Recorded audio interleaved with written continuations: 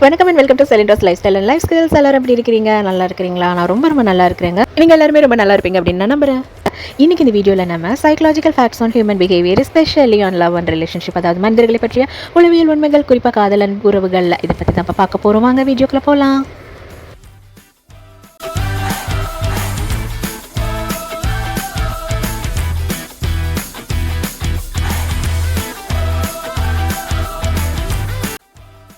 உங்களின் தேவைகளுக்காக மட்டும் ஒரு உறவை துரத்தி கொண்டே இருக்காதீர்கள்.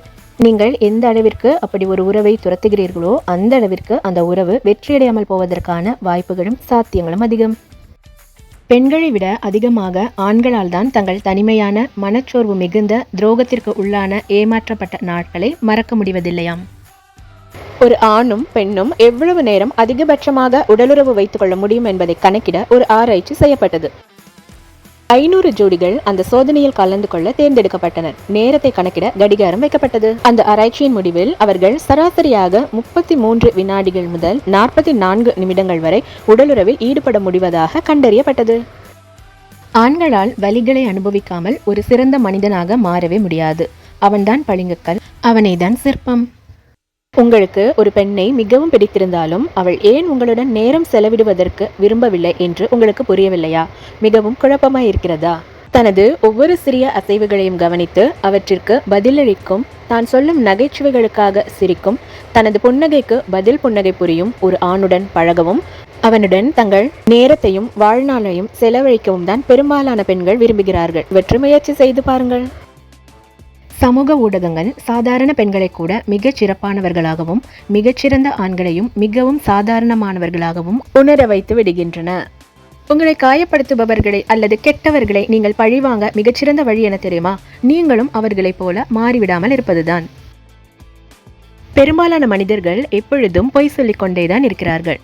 பொய் சொல்வதென்பது பொய்யான தகவல்களை, தவறான விஷயங்களை அல்லது கதைகளை சொல்வது மட்டுமல்ல.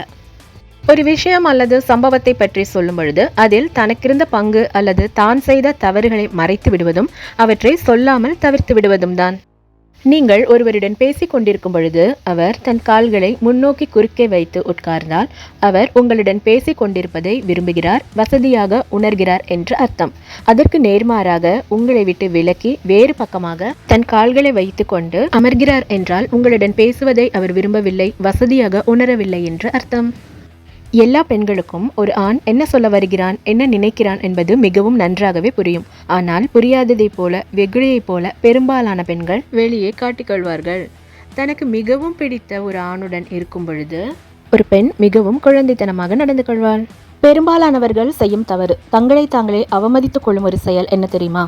உங்களை ஒருவருக்கு பிடிக்கவில்லை அல்லது உங்களுடன் உறவை தொடங்கவோ அல்லது ஏற்கனவே உங்களுடன் இருக்கும் உறவை தொடர்வதற்கோ அவர் விரும்பவில்லை என்பதை தெரிவிக்கும் பொழுதோ அல்லது அதை நேரடியாக சொல்லாமல் உங்களுக்கு மறைமுகமாக உணர்த்தும் பட்சத்திலோ நீங்கள் உடனடியாக அந்த நபரிடமிருந்து விலகிவிடுங்கள்.